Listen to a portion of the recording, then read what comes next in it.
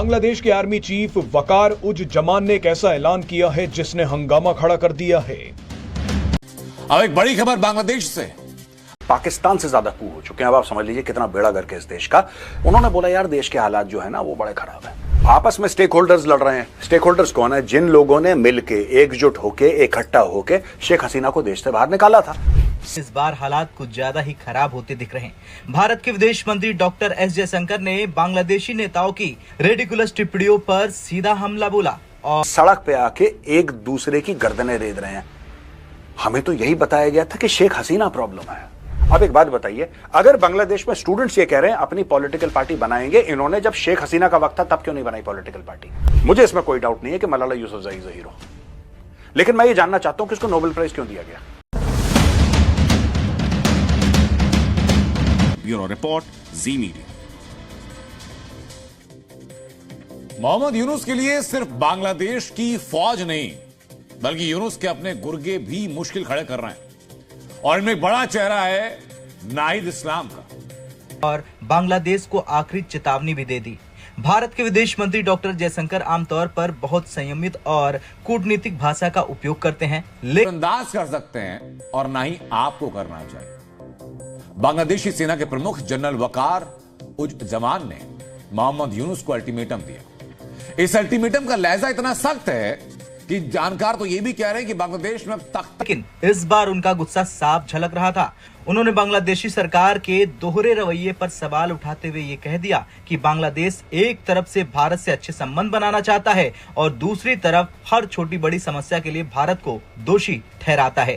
दोस्तों कैसे आप सब? उम्मीद करते हैं आप सब बहुत अच्छे होंगे। दोस्तों आज का वीडियो काफी शानदार होने वाला है क्योंकि आज हम देखने वाले हैं बांग्लादेशी आर्मी चीफ के बारे में लेटेस्ट न्यूज़। दोस्तों बांग्लादेशी आर्मी चीफ ने साफ साफ चेतावनी दी है जिसके कारण ऐसा लग रहा है कि बांग्लादेश में जल्द ही तख्ता पलट होगा और शेख हसीना का राज होगा। दोस्तों आर्मी चीफ ने बोल दिया है बांग्लादेशी सरकार को कि हम जिसकी रोजी रोटी पे पड़ रहे हैं उसी के खिलाफ अंगुली उठा रहे हैं तो वो हमें बर्दाश्त नहीं है। और दोस्तों ऐसा भाषण पहले भी दिया था, उसके बाद कट्टरपंथियों ने बांग्लादेशी आर्मी चीफ के पीछे पड़ चुके थे और इसने अभी तक इस्तीफा भी नहीं दिया उनके डर से। आज देखते हैं इसका लेटेस्ट वीडियो। आर्मी चीफ वकार ने कहा है कि मुझे कुछ काम पूरे करने हैं, उसके बाद मैं छुट्टी ले लूंगा। कई लोगों का मानना है कि बांग्लादेशी आर्मी चीफ का यह बयान मोहम्मद यूनुस सरकार के तख्ता पलट की औपचारिक शुरुआत हो सकता है। वकार उज जमान अचानक देश को संबोधित करने आए और उन्होंने कहा कि मैं चेतावनी देने आया हूं, बाद में ये मत बोलना कि मैंने बताया नहीं। आर्मी चीफ सीधे सीधे बांग्लादेश के लोगों से बात करने आ गए। बांग्लादेश के आर्मी चीफ ने चेतावनी में क्या कहा है और क्यों कहा है वो आपको आगे बताएंगे, लेकिन सबसे पहले ये देखिए कि आर्मी चीफ वकार उज जमान को भारत का वफादार क्यों बोला जा रहा है। दरअसल बांग्लादेश की मोहम्मद यूनुस सरकार और सेना के ही कई अधिकारियों का कहना है कि जनरल वकार उज जमान भारत के वफादार हैं। वो भारत के समर्थन और पक्ष में बयान देते हैं। कुछ दिनों पहले वकार उज जमान ने कहा था कि भारत एक महत्वपूर्ण पड़ोसी है, हम कई तरीकों से भारत पर निर्भर हैं। इसी बयान के बाद बांग्लादेश के कट्टरपंथी वकार उज जमान के पीछे हाथ धोकर पड़ गए थे। बांग्लादेशी सेना के कुछ अधिकारी भी चाहते थे कि वकार उज जमान इस बयान के बाद इस्तीफा दे दें, लेकिन बांग्लादेश के आर्मी चीफ अपने बयान पर डटे रहे। इसके बाद बांग्लादेश के कट्टरपंथियों ने वकार उज जमान के खिलाफ अपनी बगावत और तेज कर दी। इन कट्टरपंथियों ने कहा कि वकार उज जमान ने शेख हसीना को भारत जाने के लिए सेफ पैसेज दिया क्योंकि शेख हसीना उनकी रिश्तेदार हैं। इसका नतीजा ये हुआ कि शेख हसीना अब भारत में बैठकर मोहम्मद यूनुस सरकार को गिराने की तैयारी कर रही हैं। कई कट्टरपंथी तो कनेक्टेड हैं।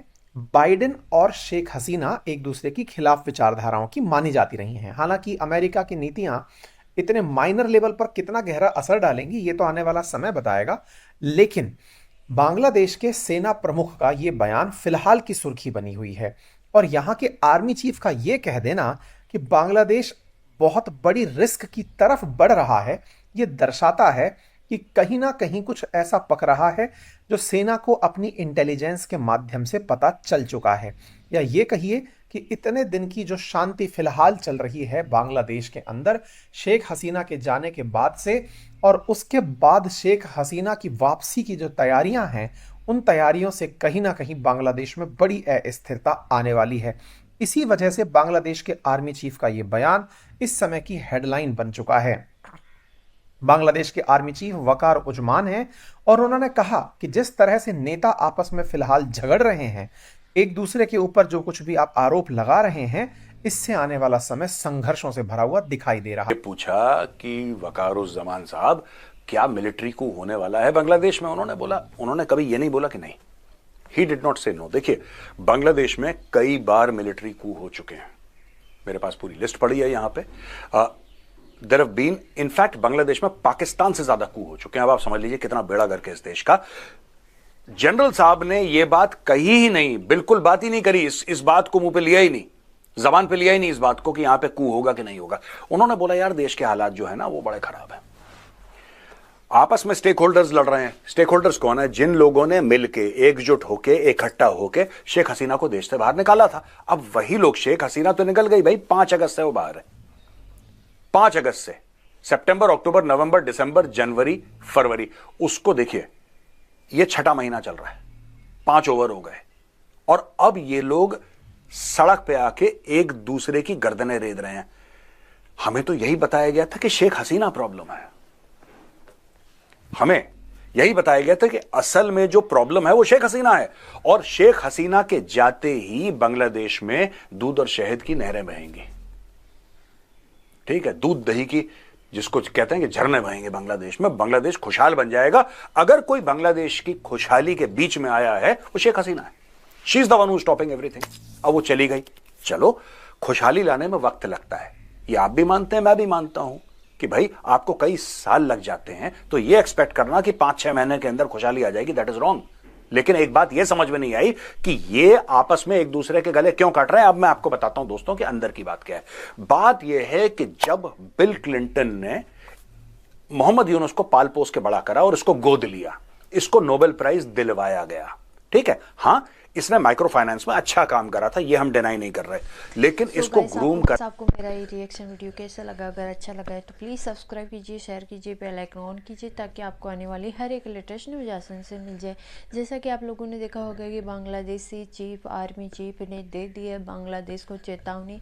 दोस्तों 5-6 महीने पहले भी इसने एक चेतावनी दी थी, उसके बाद कट्टरपंथियों ने इसको पीछे पड़ गए थे इस आर्मी चीफ के, लेकिन फिर से ये इसने अभी तक इस्तीफा भी नहीं दिया और अपनी बात पर डटा रहा है। और दोस्तों फिर से बांग्लादेश को बोल दिया है कि हम जिसकी रोजी रोटी पर पड़ रहे हैं उसी के खिलाफ हम अंगुली उठा रहे हैं। तो दोस्तों आर्मी चीफ के बारे में आप लोगों को क्या कहना है कमेंट बॉक्स में बताना। और दोस्तों माना जा रहा है कि इसको बोला जा रहा है कि ये भारत का राजदूत है। तो दोस्तों आज का कैसा वीडियो लगा कमेंट बॉक्स में बताना और मिलते हैं नेक्स्ट वीडियो में। तब तक के लिए बाय, जय हिंद, जय भारत, जय श्री कृष्ण।